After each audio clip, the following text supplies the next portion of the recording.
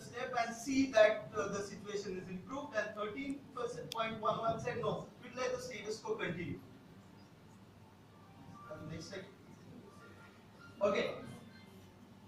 Now, when we looking at teachers, we use the number of questionnaires we administered by 111. Number of responses we got was 71. 63.38% said we would leave the school, look for a job somewhere else. 28.16 said we would take steps to improve the situation, and 8.45 said we'll let status quo continue. Okay. The reasons were lack of time for the principals to take that decision. Reasons were lack of time in the busy schedule, fruitless past experiences, incomplete knowledge of reasons, the pressing need to act fast before the situation starts affecting students, and experience of played bout of such behaviors in the past. They have had experiences of teacher, lack of motivation, playing up to the school to get something out of the school. That was the response. And similarly for the teacher, they said if the school environment is not suitable, we'll leave the school rather than hang around. And they blame the school mostly for the lack of loss in workplace motivation rather than anything external to the school. They said certain situations are created by the health of schools to edge out teachers, so it is better to live with dignity. And last, some of these teachers felt exploited, so the moment they got a better job offer, they instantly had a demotivation factor to stop working in that particular school. Okay, then in our model 2 we come to the game design, and here I would like to bring down 2 points to you. The first one is behavioral game theory. Behavioral game theory is not classical game theory. Behavioral game theory is when we have situations and we get data out of the situation, look at what people are doing in the situation, and then try to design a game out of it. That is behavioral game theory. So behavioral game theory is a mathematical approach to modeling behavior by analyzing the strategic decisions made by interacting with players. Basic difference between classical game theory and behavioral game theory is that classical game theory assumes that people are unboundedly rational, totally rational, they'll always take rational decisions. And the term used is homo economicus or an econ. The Americans use the term econ. Whereas behavioral game theory, we look at a homo sapien instead of a homo economicus, and we say that a person is boundedly rational. Bounded rationality brought forward by a psychologist named Albert Simon in the 1960s is not irrationality. It is just ignoring certain potent decision choices when you can make them. The next one that we have is evolutionary game theory, an idea brought forth by a British biologist, John Maynard Smith, and not John Maynard Keynes, the economist, where he analyzed strategies and put them in the context of Darwinian competition. And in the context of present paper, we strive to validate the game design from model based on evolutionary game theory by involving the concept of an evolutionary stable strategy. Again, evolutionary stable strategy was brought forth by John Maynard Smith in the same paper, and we'll come to that later. So when we have game design, the first thing we do is payoff. Now in this game, this situation that we have, we designed a payoff. Now the first payoff is if the salary earned remains the same for the teacher. Mr. Roy, can you come to the distant concluding part of this? We are running short of time, yes. Oh, I'm Devoshi Roy, but sir, I still have the entire game now. Yeah. I have not yet come Try to complete because we are running short. I'm sorry for that. So if the salary earned remains the same, his payoff here is 0. If the salary earned increases, then his payoff is 1. If the salary decreases, payoff is -1. Salary means any cost incurred to a school, whether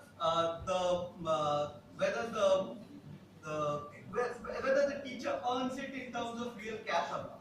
Same, if the salary disbursed for the school is same, 0, 1, and if the payoff is, if the salary has to increase, then the payoff of the school is -1. Okay, formal game basics, I'll skip this. Okay, since we said we have two strategies, alpha and beta. Alpha is we have the outcome matrix here. Principal is playing on the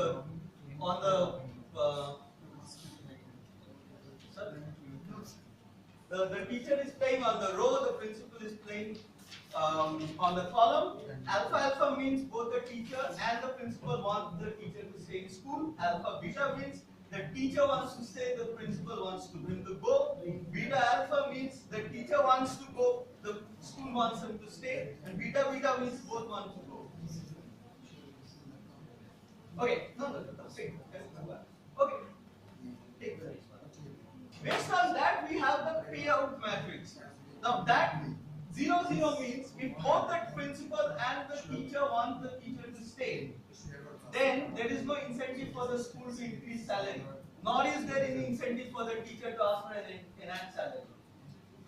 If the teacher wants to go and the principal wants to stay, then the teacher might ask for more money. That's 1 minus 1. So we have a Nash. So I'll cut to the chase, as you say, and we have a Nash at 1 1, and we have a Pareto efficient solution at 0 0. So when we have a Pareto efficient solution at 0 0 and a Nash at 1 1, then only a symmetric Nash can be an evolutionary stable strategy.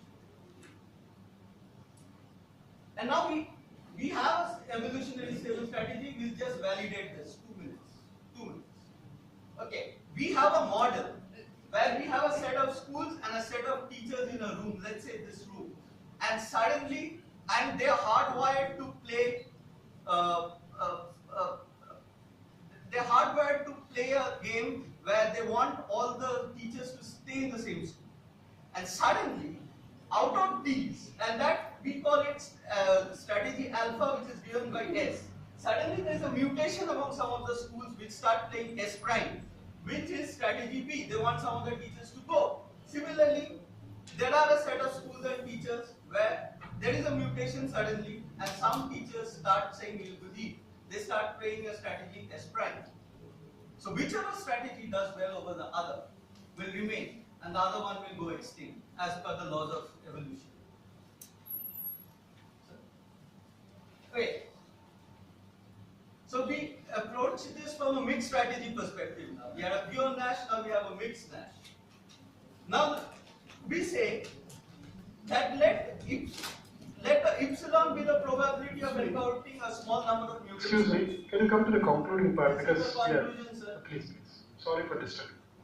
Sir, this is the conclusion. I have finished it. Let epsilon be the probability of encountering a small number of mutant schools who want the relation for the teacher to end and play strategy S, denoted in the strategy as beta. Let 1 minus epsilon be the probability of encountering schools with the hardware strategy alpha. If we do the payoffs, we will see that the strategy alpha will die out and strategy beta will remain. This is for the schools. And similarly, it will be the same for the teachers for next day. And so we have come to the conclusion. Sorry, I have to rush this. This takes a little bit of a time. The game of teacher motivation has been played repeatedly till an evolutionary stable equilibrium has reached. This is our first conclusion. The second conclusion, social evolutions do not necessarily result in the best outcome. Third, is society becoming less empathic and turning colder to people who are struggling with problems? Students matter less to both teachers and school management when taking strategic HR decisions? And does EQ, that is emotional quotient, dampen Darwinian competition? I think those are points which might be looked at by anthropology.